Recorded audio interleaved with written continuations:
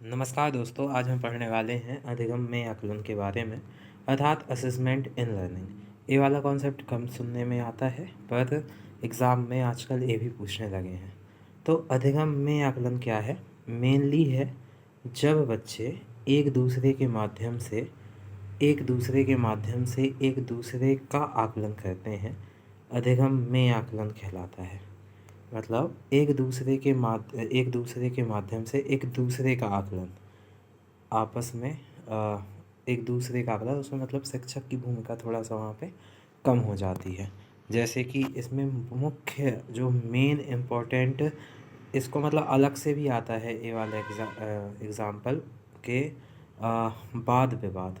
तो इसलिए इसको याद रखेंगे कि जो वाद विवाद है, मेनली ये है कि अधिगम में आकलन वाद विवाद से बच्चे, जैसे वाद विवाद में बच्चे एक दूसरे से जब हम वाद विवाद करते हैं तो उसमें बच्चे एक दूसरे का आकलन करते हैं वाद विवाद के माध्यम से। हालांकि इसका एग्जाम्पल होता है खेल कूद समूह में बच्चों का सीखना भी, पर मुख्य एग्जाम्पल वाद विवाद है।